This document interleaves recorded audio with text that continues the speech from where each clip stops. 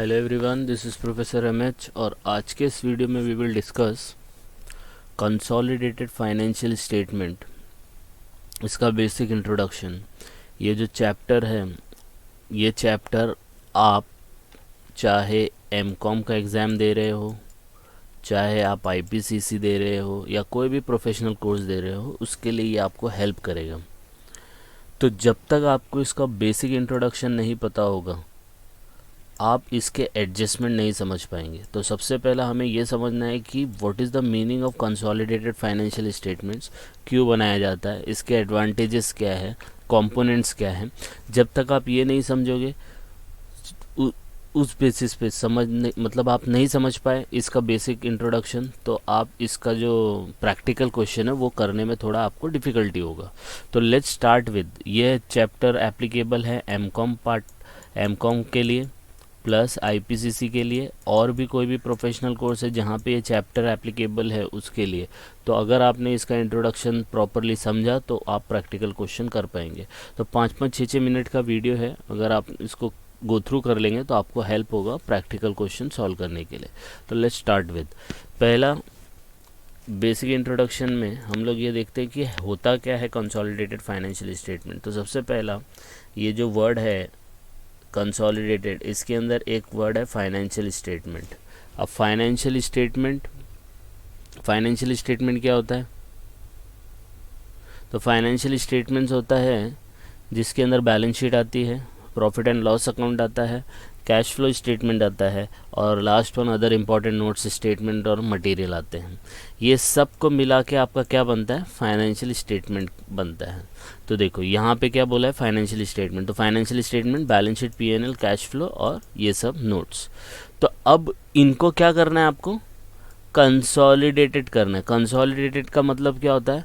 Consolidated means होता है combine करो, बैलेंस शीट को कंबाइन करो, पीएनएल को कंबाइन करो, कैश फ्लो को कंबाइन करो। जब ये कंबाइन होगा तो नोट्स और स्टेटमेंट ऑटोमेटिकली कंबाइन हो जाएगा। ठीक है, तो कंसोलिडेटेड फाइनेंशियल स्टेटमेंट का मतलब ये होता है कि जो भी बैलेंस शीट और पीएनएल कैश फ्लो आप बना रहे हो उसको क्या करना है? आपको कंबाइन करना है। अब बोलेंगे सर किसके साथ कंबाइन करना है? कंबाइन किसके साथ करना है? तो कंबाइन जो करना है वो करना है parent company, holding company subsidiary के साथ करेगी। तो जो ये होल्डिंग कंपनी होती है, एक कंपनी दूसरी कंपनी के साथ अपना स्टेटमेंट को क्या करेगी? कंबाइंड करेगी। अब बोलेंगे सर ये होल्डिंग क्या होता है, पेरेंट क्या होता है, सब्सिडरी क्या होता है?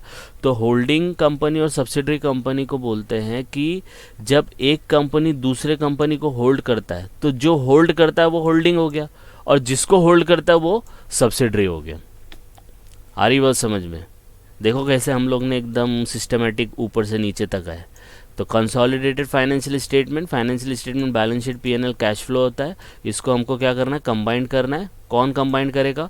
एक कंपनी दूसरे कंपनी के साथ कंबाइन करेगी। जो कंपनी कंबाइंड होती है उसको होल्डिंग और सब्सिडरी बोलते हैं। होल्डिंग कंपनी मतलब जो एक कंपनी दूसरे कंपनी को होल्ड करती है उसको होल्डिंग बोलते हैं, और जिसको होल्ड करती है उसको सब्सिडरी बोलते हैं। आई बात समझ में? यस और नो? अब कब समझा जाएगा कि एक कंपनी को 2-4 जन भी होल्ड कर सकते हैं? यस, लेकिन एक ही कंपनी होल्डिंग होगी। तो वो कब बनेगी?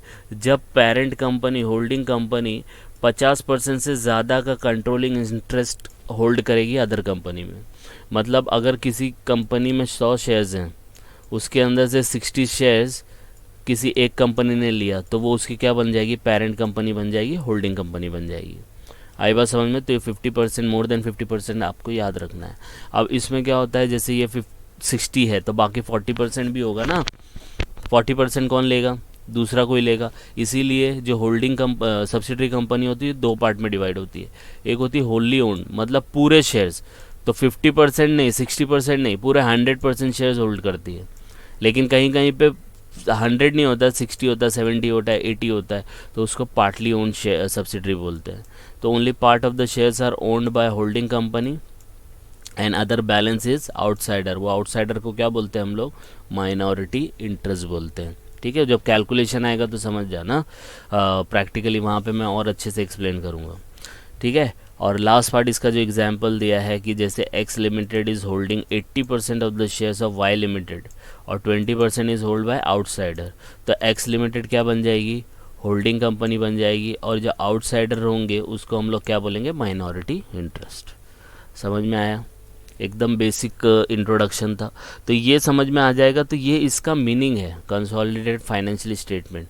तो समझ में आया होगा, financial statement balance sheet PNL होता है, उसको हमें क्या करना है, कंबाइन करना है। कौन कंबाइन करेगा, एक कंपनी दूसरे कंपनी के साथ क्या करेगी, कंबाइन करेगी। कौन सी कंपनी, होल्डिंग कंपनी और सब्सिडरी।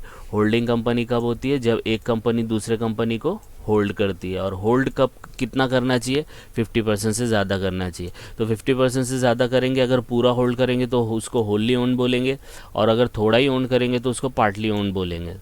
जो होल्ड करती है उसको होल्डिंग कंपनी, और जिसको होल्ड करती है उसको सब्सिडरी। तो सब्सिडरी होल्डली ओन भी हो सकती है, जिसमें पूरा शेयर्स अगर होल्डिंग लेगा तो उसको होल्ली ओन बोलेंगे, और only part of the shares hold करेगी तो उसको पार्टली ओन बोलेंगे। और ये एग्जाम्पल था, आई बात समझ में? तो इसको गो थ्रू करो, 5 मिनट्स का ही है, ज़्यादा नहीं है, तो आपको पूरा इसका कॉन्सेप्ट समझ में आएगा।